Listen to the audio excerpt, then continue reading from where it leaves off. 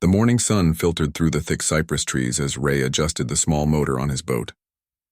The air hung heavy with moisture, typical for early summer in the Louisiana Bayou.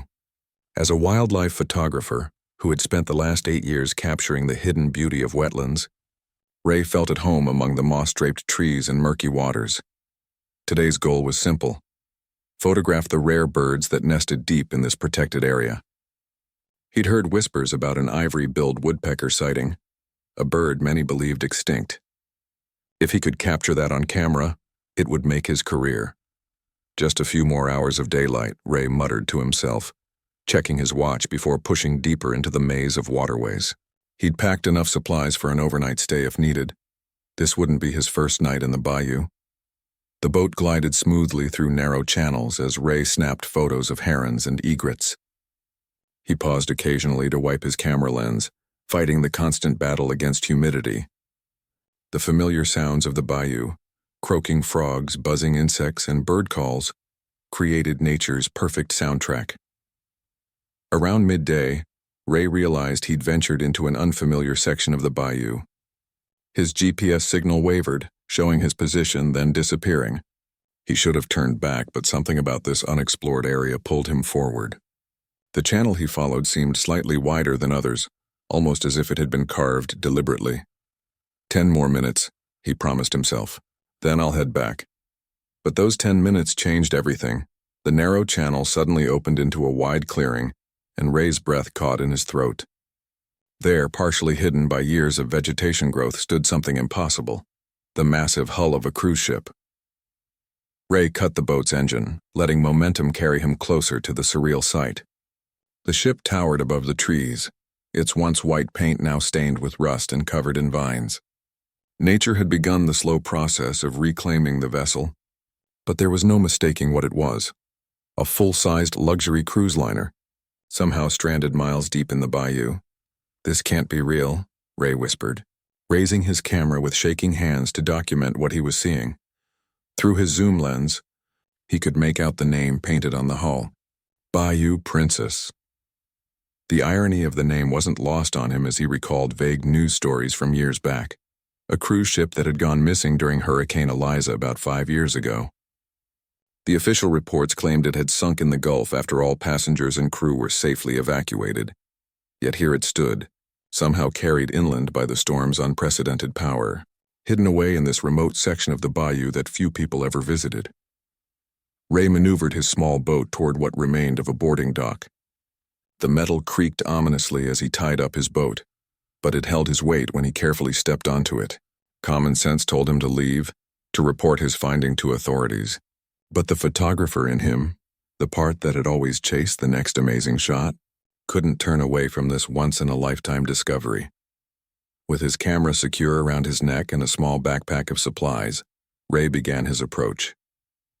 The boarding ramp had collapsed long ago, but nature had provided an alternative. A fallen cypress created a natural bridge to a lower deck doorway that hung partially open. "Hello?" Ray called out as he stepped onto the ship's deck. His voice echoed back at him, followed by the startled flight of several birds that had made their home in the abandoned vessel. The main deck told the story of a hasty evacuation and years of exposure to the elements. Deck chairs lay scattered and broken.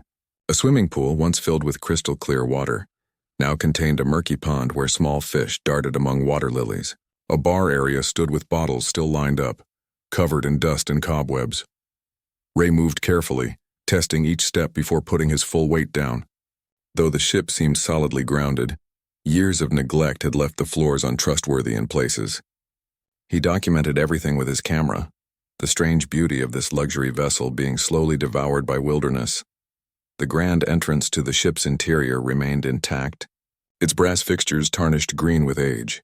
Double doors, once automatic, stood partially open as if welcoming him inside. Ray hesitated at this threshold between sunlight and the ship's dim interior.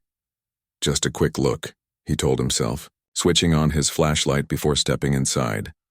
The beam cut through years of undisturbed dust as Ray entered what had once been a magnificent atrium. A grand staircase curved upward to higher decks, while shattered chandeliers hung precariously from the ceiling. The marble floor was cracked in places where small plants had taken root, What struck Ray most was how everything suggested people had left in tremendous hurry. Half-empty glasses still sat on tables. Open books lay face down, their pages now warped and yellowed. A child's stuffed bear leaned against a pillar, its button eyes staring blankly at nothing. Despite the eerie abandonment, something about the scene didn't match the official story.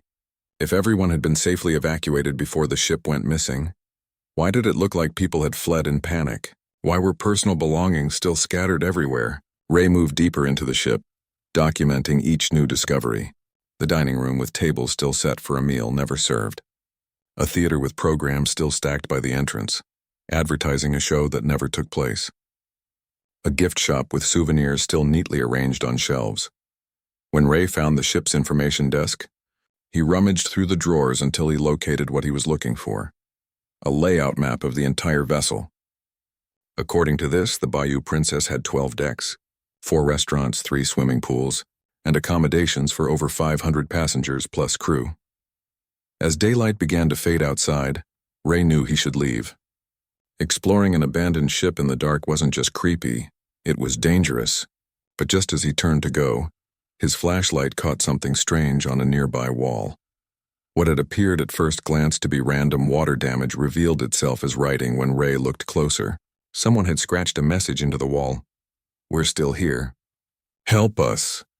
A chill ran down Ray's spine that had nothing to do with the bayou's cooling evening air.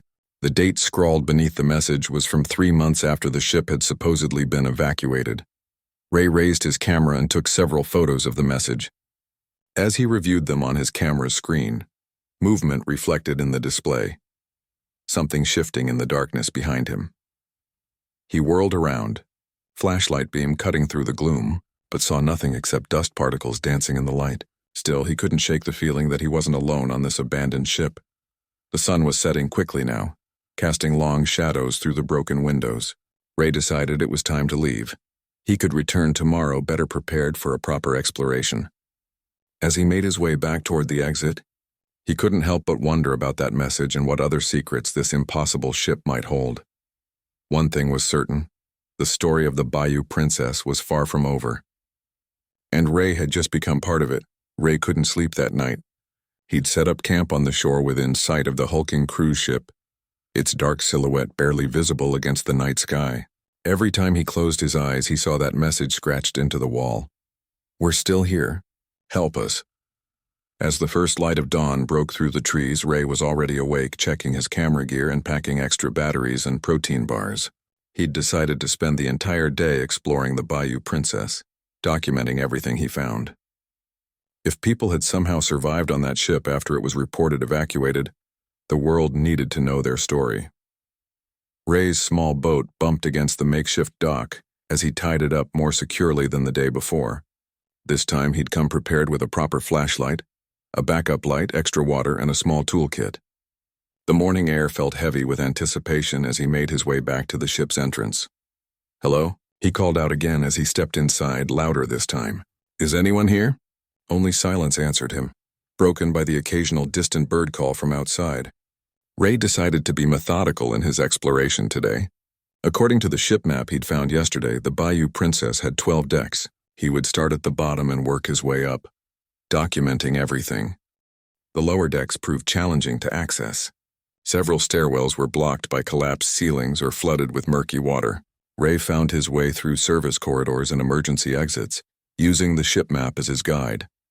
The crew quarters on the lowest accessible deck told a story of hasty abandonment.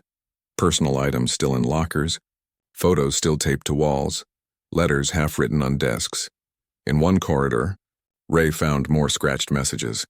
Day 47 still waiting for rescue and don't trust the official story. His skin prickled as he photographed these messages. Someone had definitely remained on this ship long after it was supposedly evacuated. By midday, Ray had reached the ship's massive kitchen. What he found there stopped him in his tracks. Unlike the rest of the abandoned areas, the kitchen showed signs of long-term use.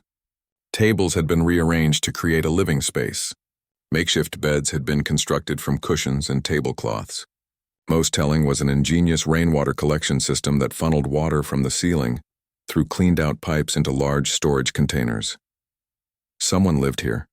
Ray whispered to himself, running his hand over a table where playing cards still lay in the middle of what appeared to be an unfinished game. In a corner, Ray discovered a stack of journals. He carefully opened the top one, mindful of the fragile, water-damaged pages. The handwriting was small but legible, dated nearly 5 years ago, day 1 after the hurricane. There are 32 of us left on board. When the evacuation order came, we were in the lower kitchen preparing emergency rations. No one came to check these levels before the last boats left.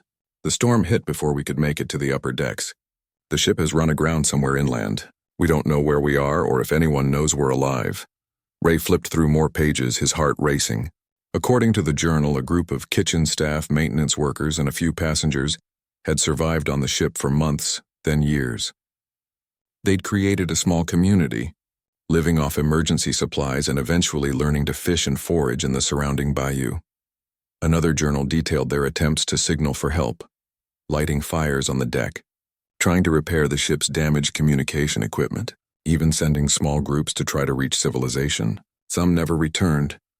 Ray spent hours reading through the journals, completely losing track of time.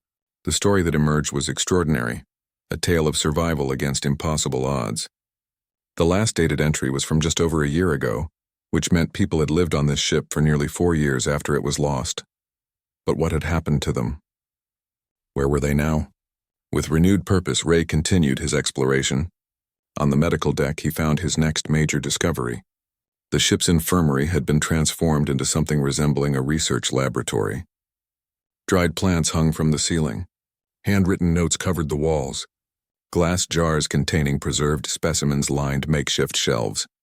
A medical journal, much better preserved than the kitchen diaries, revealed an astonishing development. The ship's doctor, stranded with the others, had begun studying the unique plant life that grew on and around the vessel. Cut off from modern medicine, the doctor had experimented with local plants to treat the survivors' illnesses. What began as necessity had led to discovery. The doctor's notes documented the identification of several compounds with remarkable medicinal properties. One plant, which grew only on the metal hull where it met the bayou water, produced a sap that effectively treated infections resistant to known antibiotics. Another, a fungi that thrived in the ship's dark, damp corridors, showed promising results against neurological conditions. Ray carefully photographed every page of research, every specimen jar, every handwritten formula. If these findings were legitimate, they could revolutionize modern medicine. As the afternoon wore on, Ray made his way to the captain's quarters on an upper deck. Unlike the other rooms, this one showed signs of deliberate organization. Maps of the bayou covered one wall with routes marked in red. Supply lists and inventories filled neat stacks on the desk. This had clearly become the planning center for the survivors' community. A logbook on the captain's desk contained the most recent entries. Ray read with growing excitement as he pieced together the survivors' ultimate decision. After 4 years stranded on the ship, they had finally accumulated enough knowledge of their surroundings and built suitable rafts to attempt a journey to civilization. The final entry read, "Tomorrow, we leave the princess behind. We take with us the doctor's research. It's too important to be lost. If anyone finds this ship after we're gone, please know that what we discovered here could help countless people. We've marked our intended route on the maps. God willing, we'll make it this time." The entry was dated 13 months ago. Ray stared at the maps on the wall, tracing the marked route with his finger. If the survivors had followed this path, they would have headed northeast toward the nearest town about 40 miles away. Had they made it? Why hadn't their discovery been reported?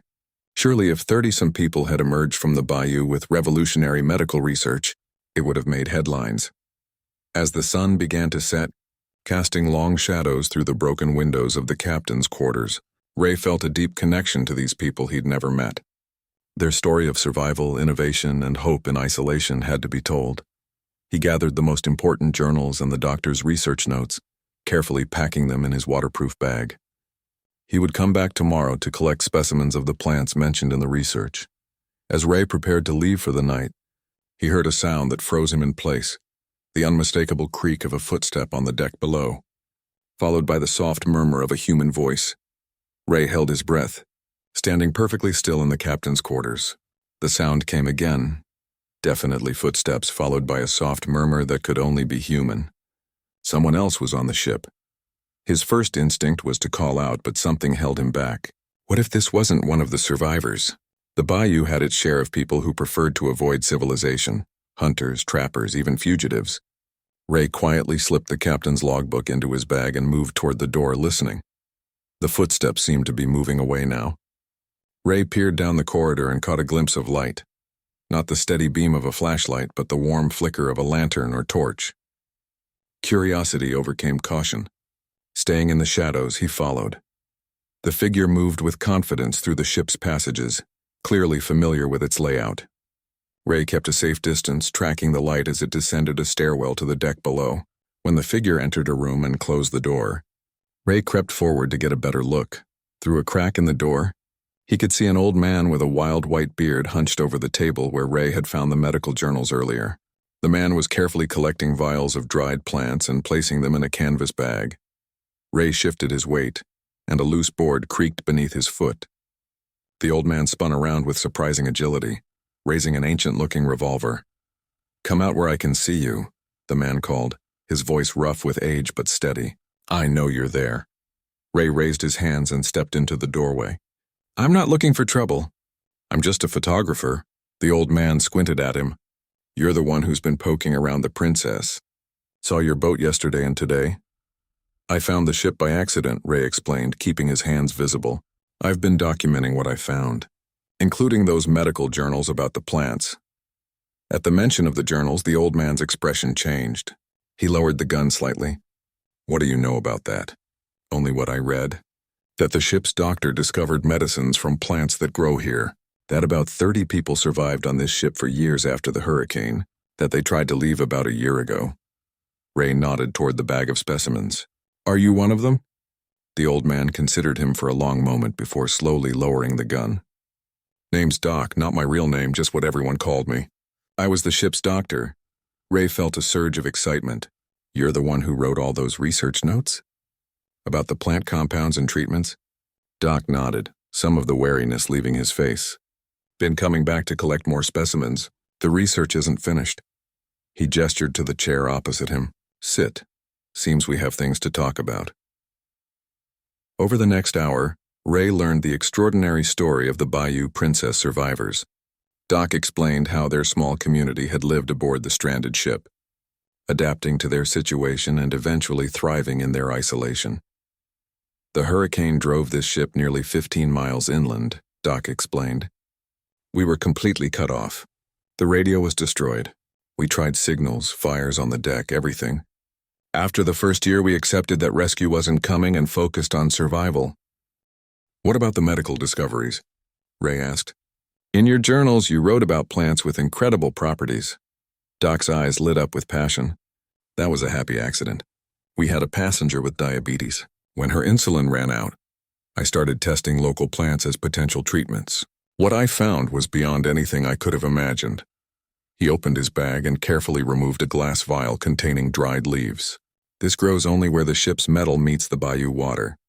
Something about the oxidation process and the plant's adaptation created a compound that regulates blood sugar more effectively than any commercial medication I've ever seen." Ray stared at the unassuming dried plant. "And this worked?" "Kept her alive for 4 years," Doc confirmed. But that was just the beginning. He showed Ray more specimens, fungi that reduced inflammation, moss with powerful antibiotic properties, even a tree bark that showed promise for treating neurological disorders. "The isolation created the perfect research environment," Doc continued. "We had controlled conditions, documented case studies with our small population and no outside variables. What would take years of trials and millions of dollars in the conventional world, we achieved through necessity." "But the journals said you all left together," Ray said. "What happened? Why didn't this make headlines?" Doc's expression darkened. "We did leave together. 32 survivors, all the research, enough specimens to convince the medical establishment. We built rafts and followed the route we'd mapped out." He fell silent, staring at nothing. Ray waited. 3 days into our journey, we were attacked," Doc finally continued. "Not by animals, people. Smugglers who used the bayou's hidden channels. They saw our rafts, our supplies." His voice grew tight. "They took everything. The research, the specimens, most of our people. They kidnapped them? Ray asked, horrified. Some. Others fought back and were killed. Some escaped into the bayou. Doc looked up, his eyes haunted. 7 of us made it to a small fishing village 2 weeks later. We told our story to the local sheriff, but who would believe it? A cruise ship lost 5 years ago? Miracle medicines from bayou plants, smugglers attacking survivors. Without proof, we sounded like madmen. What about the others who were taken? Doc shook his head. Never found. I think the smugglers realized what they had when they looked at my research. Pharmaceutical companies pay millions for new compounds. Black market value would be even higher. Ray's mind raced. That's why you've been coming back. To recreate your research. Been coming back every month. Collecting specimens, rebuilding my notes. Doc gestured to the specimens in his bag. But I'm old. This work should be done by a team of researchers with proper equipment. I can help, Ray said, pulling out his camera. I've documented everything I found. The journals, the maps, the specimens. With these photos and your testimony, people will have to believe the story. Doc studied him warily. Why would you help? This could be dangerous. Those smugglers still operate in these waters. Ray thought about the incredible story he'd uncovered, about the lives that could be saved by Doc's discoveries, because the world needs to know what happened here. And these medicines could help countless people. After a moment, Doc nodded. There's more to show you. The heart of my research is hidden where those smugglers wouldn't think to look. He led Ray through the ship to a small, nondescript storage room that had been converted into a primitive laboratory. Hidden behind a false wall, Doc revealed dozens of carefully preserved specimens and detailed research journals that had escaped discovery. This is everything, Doc said. All my findings, formulations, and test results. Enough to prove what we discovered and potentially recreate the compounds. As Ray photographed each item, Doc explained his vision. These discoveries don't belong to me or any company. They came from this unique place, this intersection of disaster and nature. They should benefit everyone. When they finished, night had fallen. Doc refused Ray's offer to camp together on shore. Been sleeping on this ship for 5 years, he said with a half smile. Hard to sleep anywhere else now. They agreed to meet at dawn. Ray would take Doc and the research to the nearest city where they could contact university scientists and proper authorities. As Ray prepared to leave, Doc handed him a small vial. What's this? Ray asked. Insurance, Doc replied. The most valuable specimen we found.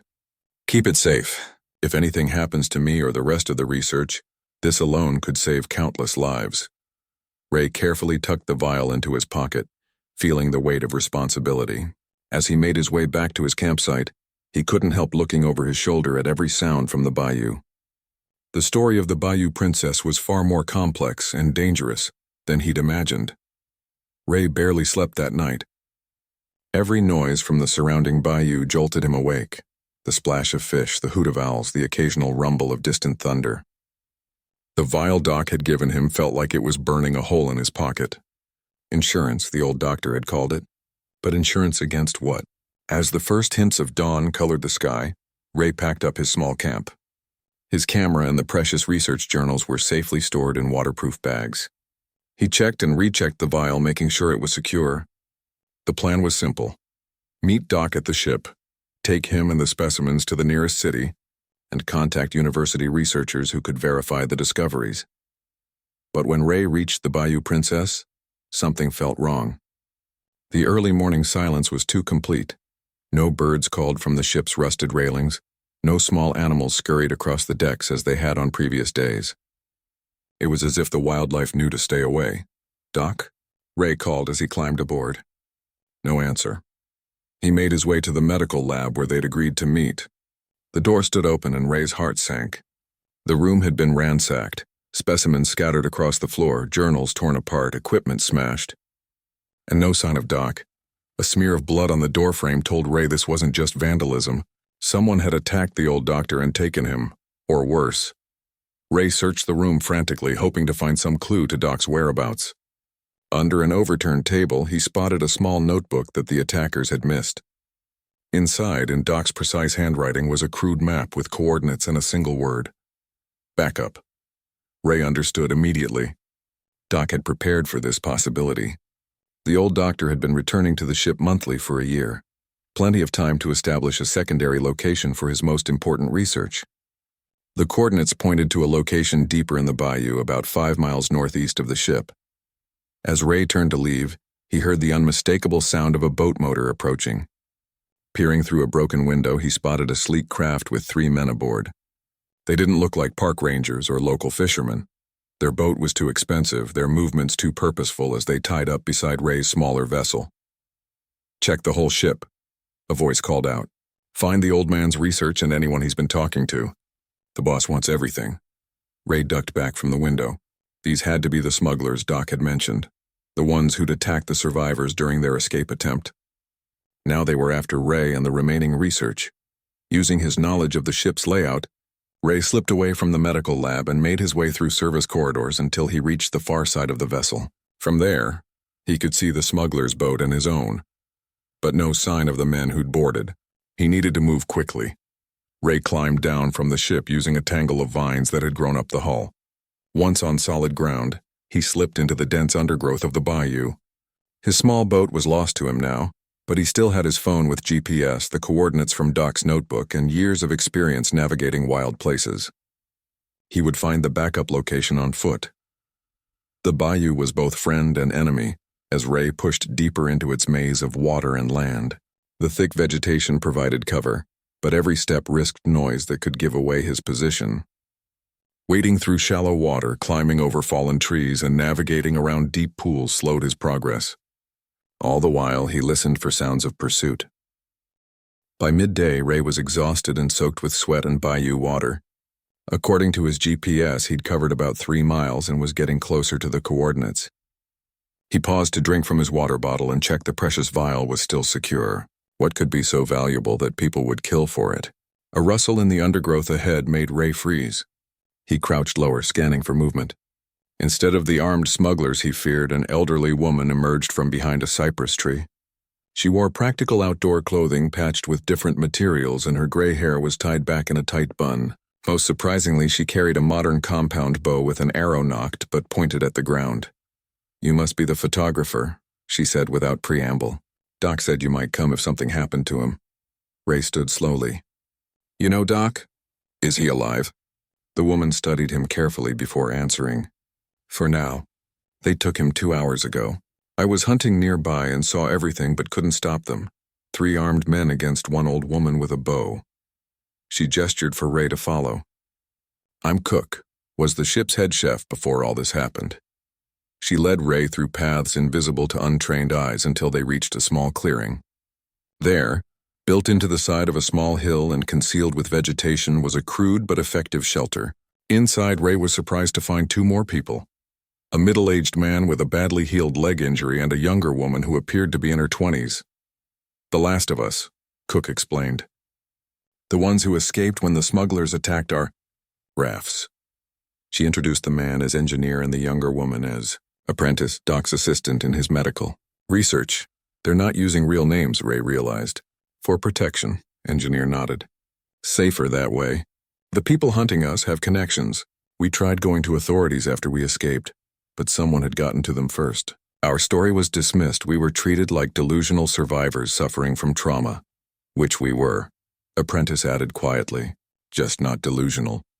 Over a simple meal of fish stew, they filled in the gaps in the story. The smugglers who'd attacked their rafts weren't just random criminals. They were working for someone with pharmaceutical connections who'd heard rumors about medical discoveries in the bayou. Doc realized early on how valuable the research could be, Cook explained. That's why he insisted on such detailed documentation. He knew companies would try to exploit it, patent the compounds, charge fortunes for treatments that should be available to everyone. "The research belongs to all of us," engineer said firmly. 32 people survived for years helping Doc test treatments, risking their health on experimental compounds. Some died during testing. Their sacrifice was for humanity, not for corporate profits. Ray pulled out the vial Doc had given him. He called this insurance. "What is it?" Apprentice's eyes widened.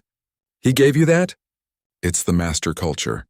Living cells from the most promising compound.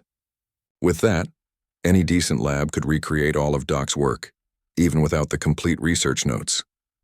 Which is why they want it so badly," Cook added, "and why they took Doc. They think he has it." Ray felt the weight of responsibility even more heavily. "We need to rescue Doc and expose this whole story. I have photos, journals, and now your testimonies." Engineer shook his head. "These people are powerful and dangerous. 4 of us against their organization? We've been hiding for a year for good reason. But now we have proof," Ray argued, holding up his camera and the vial. "And I know people who can help. Journalists, scientists who can't be bought off. We can tell your story to the world." A tense discussion followed. The survivors had been burned before. Their incredible story dismissed, their lives threatened. But Ray's passion was persuasive, and the reality of their situation was clear. They couldn't hide in the bayou forever. Finally, Cook nodded. "Doc would want us to try. One last attempt to complete what we started." Together they formulated a plan. Engineer had been tracking the smugglers' movements and believed he knew the location of their camp. Apprentice could verify the value of the research with university contacts Ray knew, and Cook, with her knowledge of the bayou, could guide them safely. As night fell, they prepared for the most dangerous journey of all. Ray secured the vial and memory cards from his camera in a waterproof pouch around his neck. Tomorrow they would attempt to rescue Doc and expose the truth about the Bayou Princess and its miraculous discoveries. But as Ray looked at the determined faces of these survivors who'd already endured so much, he wondered if their small group stood any chance against the forces arrayed against them. The bayou was eerily quiet as dawn broke. Ray followed Cook through paths invisible to untrained eyes, with Engineer and Apprentice close behind. According to Engineer's intelligence, the smugglers had a camp about 7 miles northwest of their shelter, a remote outpost where they stored contraband before moving it to the city. "They'll keep Doc alive until they get what they want," Engineer had explained during their planning. "But once they realize he doesn't have the master culture, they'll have no reason to keep him." The weight of the vial pressed against Ray's chest where it hung in its waterproof pouch. Their plan was risky but simple. Cook would get them close to the camp. Ray would use his camera to document everything, and Engineer had rigged up several distractions using materials from their shelter. Meanwhile, Apprentice carried a satellite phone they'd been saving for emergencies, ready to call the outside contacts Ray had suggested once they had Doc and proof of the smuggling operation. "Hold," Cook whispered, raising her hand. The group froze as a boat engine sounded in the distance.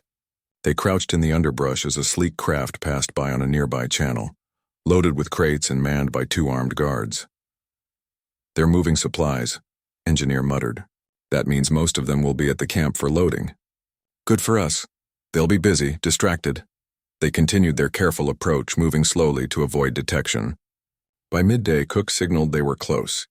Through a screen of cypress trees, Ray could make out a collection of weathered buildings on a raised piece of land, an old hunting camp repurposed by the smugglers. 2 boats were docked at a small pier, and men moved crates between the buildings. "There," Apprentice whispered, pointing to a small shed set apart from the main buildings. A guard sat outside, rifle across his lap. "That's where they'd keep prisoners." Ray readied his camera with its powerful zoom lens, capturing images of the camp, the guards, and the shed. Evidence of the smuggling operation was clear. Open crates revealed packages of what appeared to be illegal drugs, weapons, and various contraband. Engineer slipped away to plant his distractions, simple devices made from fuel, fertilizer from their garden, and containers that would create loud bangs and smoke when triggered. Cook positioned herself in a tree with her bow, ready to provide covering fire if needed. "Remember the plan," Engineer said as he rejoined them. "When the distractions go off, they'll run to check them. That's when we move. Get Doc, get to the boat, and get out. No heroics." Ray nodded, though his heart hammered in his chest. He wasn't an action hero or a soldier, just a wildlife photographer way over his head. But the faces of Doc and the other survivors, people who had endured years of isolation and fought to bring life-saving discoveries to the world, strengthened his resolve. The first distraction went off with a loud bang on the far side of the camp. Men shouted and ran toward the noise and billowing smoke. A second explosion followed 30 seconds later in another direction, causing more confusion. "Now," Engineer urged, and they moved quickly toward the shed. The guard had left his post to help with the commotion, just as they'd hoped. Ray reached the shed first and pulled open the door. Inside, Doc sat tied to a chair, his face bruised but his eyes alert. They widened at the sight of Ray. "You shouldn't have come," Doc said as Engineer cut his bonds. "It's too dangerous." "We're getting you out of here," Ray insisted, helping the old man to his feet. "I've got the vial and we have a plan." They made it halfway to the tree line before shouting erupted behind them. One of the smugglers had spotted their escape. A shot rang out, splintering bark from a tree near Ray's head. Cook's bow sang from her perch and the shooter fell with an arrow in his shoulder. Not a fatal wound, but enough to disrupt the pursuit momentarily. The boat, Engineer pointed toward the smaller of the two vessels docked at the pier. "It's our only chance now." They changed direction, half-carrying Doc as they ran for the pier. More shouts and shots followed them. Ray felt something hot graze his arm but kept moving. The adrenaline coursing through him dulled the pain. Engineer reached the boat first and began working on the engine while the others climbed aboard. Cook provided covering fire with her remaining arrows, forcing the smugglers to take cover. "It's now or never," Engineer said as the engine roared to life. He pushed away from the dock just as the smugglers reached the pier. Cook's last arrow struck the fuel tank of the smugglers' other boat, and the resulting explosion bought them precious seconds to accelerate away. Bullets hit the water around them as they sped through the narrow channel, but soon the sounds of pursuit faded. Engineer navigated through the complex waterways with the skill of someone who had spent years learning the Bayou secrets. "We did it," Apprentice breathed, tending to Doc's injuries with supplies from the boat's first aid kit. "But what now?" "Now we tell our story," Ray said, checking that his camera and the vial were intact. He'd taken a bullet graze to his upper arm, which Apprentice quickly bandaged. All of it. The ship, the survivors, the medical discoveries, and the people who tried to steal them. Doc looked up at him with tired but determined eyes. "You have no idea what you've gotten yourself into, photographer. These people have connections everywhere. Corporate interest, corrupt officials, they won't stop coming." "Then we'll need to make the story too big to bury," Ray replied. Apprentice, the satellite phone. As Engineer guided the boat toward the nearest town, Apprentice made 2 calls. One to a professor of biochemistry who had been Ray's college roommate, and another to an investigative journalist Ray had worked with on environmental stories. Both promised to meet them and bring trusted colleagues. By nightfall, they had reached a small marina where 3 vehicles waited. Ray's contacts had come through. Within hours, Doc and the vial were in a university laboratory, where the preliminary tests confirmed what the survivors had claimed. The compounds derived from the Bayou's unique ecosystem had remarkable properties unlike anything in current medical literature. The journalist, true to her word, broke the story wide open. Ray's photographs and video of the Bayou Princess, the smugglers' camp, and the survivors' testimony created a media sensation. Federal agents raided the smugglers' operation based on the evidence provided, uncovering a network that reached into pharmaceutical companies and local government. 2 weeks later, Ray stood on the deck of the Bayou Princess one last time. The ship was now surrounded by research teams, federal agents, and media. What had once been a forgotten wreck was now perhaps the most famous shipwreck in the country. "They want to preserve it," Doc said, joining Ray at the railing. The old doctor looked healthier now, his injuries healing and his spirit renewed by the validation of his work. "Turn the ship and the surrounding area into a protected research zone." "What about the research?" Ray asked. "Any corporation trying to claim exclusive rights?" Doc smiled for perhaps the first time since Ray had met him. "The university filed for open-source patents. The discoveries belong to everyone, just as we wanted. Clinical trials are already being organized for the 3 most promising compounds. The other survivors had emerged from hiding as well. Cook had become something of a celebrity, giving interviews about their years of survival on the ship.